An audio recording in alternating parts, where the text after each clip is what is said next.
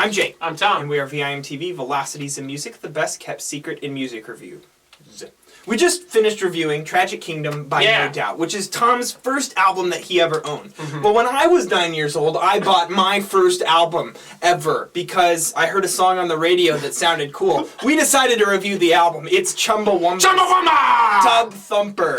Tubthumper. Do you guys remember the song Tubthumping?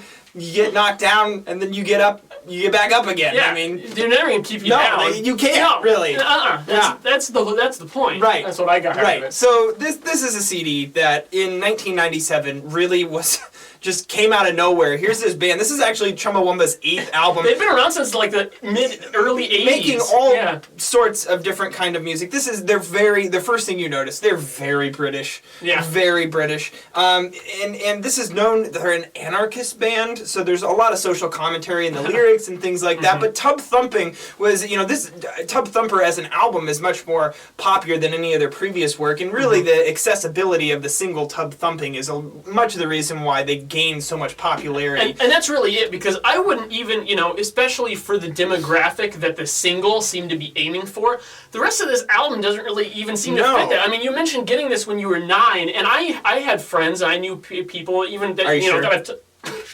I can double check. I can go to Facebook if I'm feeling lonely, right? No, I know other people who had told me later on that this was one of the first albums they owned, and I'm thinking, as a kid, I probably wouldn't have even liked this. No.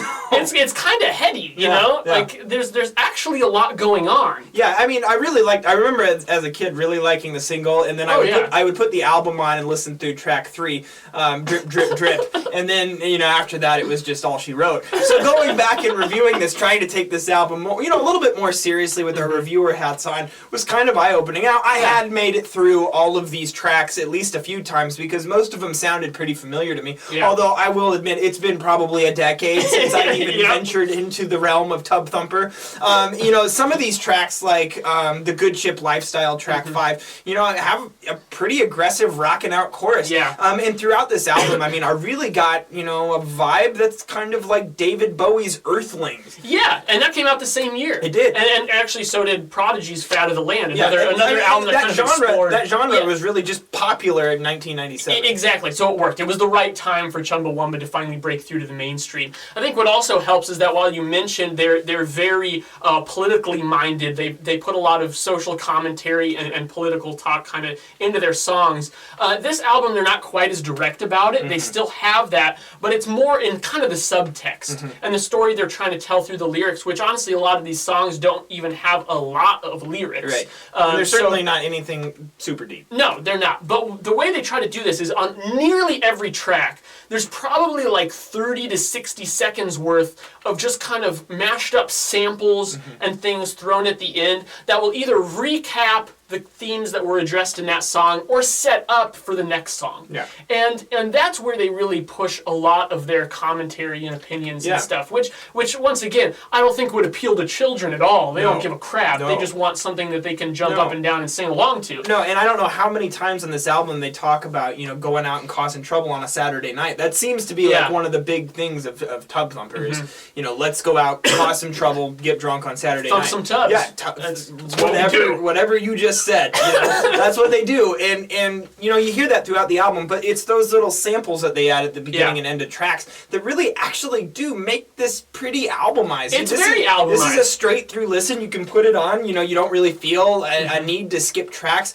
I mean, I think the back half of this album definitely weaker than the front half. The front half you have, it leads off with the single Tubthumping, which when you put on that song, it has a great intro. It's just one of those catchy songs that you can get sick of if you listen to it enough, but you can't deny how catchy that song is. Yeah. Then you have another, few really good tracks here. Amnesia, Drip, Drip, Drip isn't my favorite track, it's but right. I think it has a good melody and everything. The Big Issue, we both picked that as a track. Clearly my favorite track. I think it's a great song. Yeah, it is. And I mean, all context aside, that song on its own, very good. Yep. And I was surprised by that. I was surprised by some of the high quality of the highlights on this album.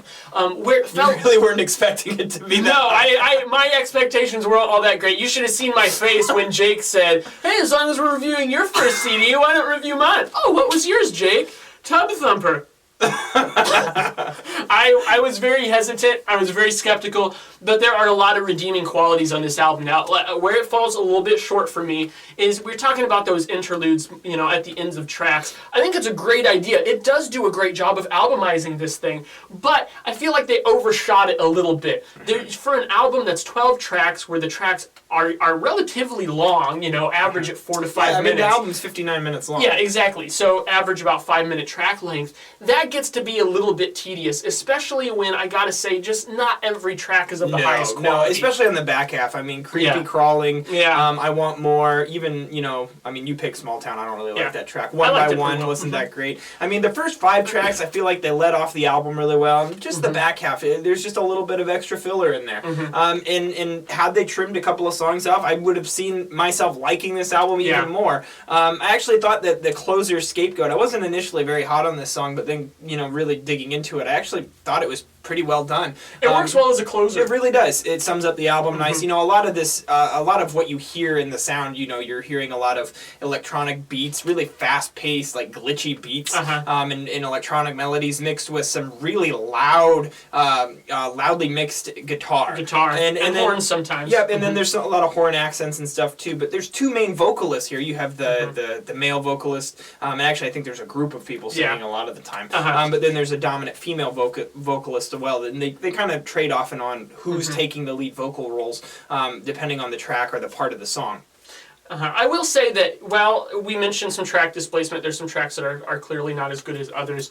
I will give them this. I think that even at its weaker moments, this album is still rich with ideas. Yeah, and that's something that I really respect about them. I feel like they were actually doing something really interesting musically, but it just comes down to whether the songwriting was great. And I think at moments it was, and at moments it really wasn't. Yeah, they were definitely trying to do something kind of original. And I think that they succeeded. It's just that when you take big riffs, sometimes they work out and sometimes they don't. Yeah. And on this album, I think it was pretty hit or miss. So that definitely brought the score down a little bit for me. It was very nostalgic going back and listening to this and, remembering being 9 and what that felt like and missing my action figures. Mighty Max, man. This just made me want to play with Mighty Max again.